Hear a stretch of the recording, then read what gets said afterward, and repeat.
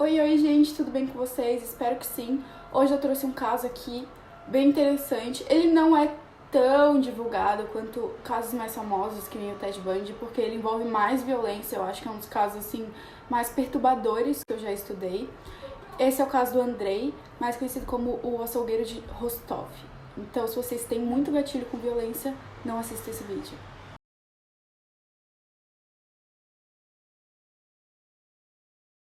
Antes de começar o caso, eu já vou avisar que o ambiente que o Andrei cresceu não foi bom. Ele cresceu em um meio de guerra, onde ele via muitos corpos, muitas pessoas mortas, muitas mulheres sendo estupradas, e isso perturbou demais a cabeça dele.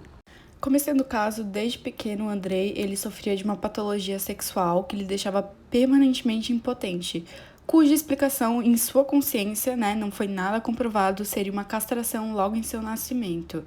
Então ele acabou a sua sede por vingança desde cedo. Ele sempre cresceu muito perturbado, assim, achando que tinha algo muito errado com ele.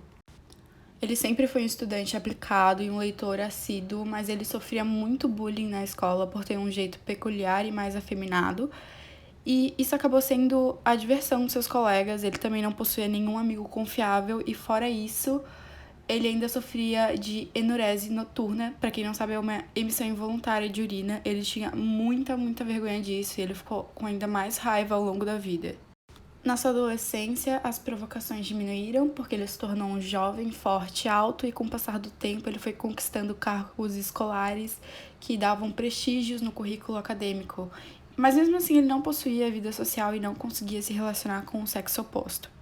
Igualmente, a sua timidez aflorada dificultava demais a sua carreira de magistério porque os seus alunos ridicularizavam e ele sofria humilhações em sala de aula e o mesmo ocorria com seus colegas de profissão. Ele sofreu também vários apelidos maldosos que deixaram ele muito chateado, como Ganso, por conta da sua postura desajeitada. Um detalhe que muitas pessoas não falam é que o Andrei, ele conseguiu sim se casar, apesar dessa dificuldade que ele tinha, e ele conseguiu ter um filho.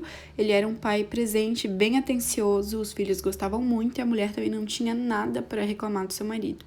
O Andrei era daqueles assassinos em série que gostava de deixar sua marca nas cenas do crime. A sua assinatura era desmembrar com sua boca os órgãos sexuais de suas vítimas ainda com vida.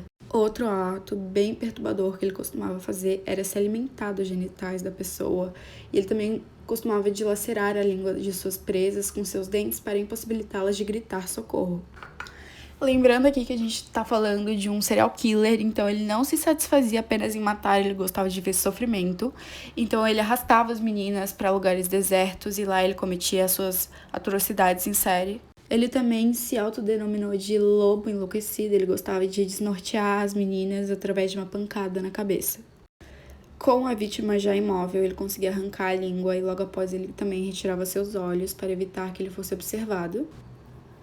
Costumava também desmembrar a sua presa com vida e ele perfurava ela dezenas de vezes com uma faca bem afiada. Especialistas da medicina e do corpo humano identificaram que, para ele, essas facadas simulavam uma penetração. Ele começou a perceber que o seu prazer estava ligado à crueldade, então ele começou a cometer mais atrocidades. Um detalhe bem importante é que todas essas práticas foram demonstradas por Andrei, o próprio serial killer, às autoridades através de um manequim que simulava suas abordagens, golpes, abusos, mutilações. Ele fazia questão de deixar claro que realmente desmembrava suas vítimas. Então ele demonstrou tudo através de um boneco e tal, e simulou para a polícia local. Um dos crimes que chamou muita atenção foi que ele sofreu suspeita de ter triturado uma das suas vítimas em uma máquina de açougue também. Bom, como estava acontecendo uma série de assassinatos, todas com a mesma identidade visual, a pressão pública ficou gigantesca e os jovens que não estavam acompanhados por responsáveis na época, eles passavam a ter como companhia para o seu infortúnio um psicopata torturador.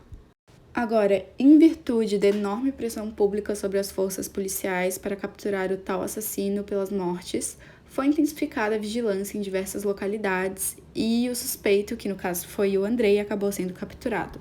Ele apresentava comportamentos extremamente suspeitos na localidade, então a polícia rapidamente já desconfiava dele e ele foi preso em questão de dias. Sobre o seu julgamento, ele teve que ser colocado em uma jaula porque as mães e os pais queriam fazer justiça, obviamente com as próprias mãos, então eles imploravam, eles falavam, entreguem ele para nós.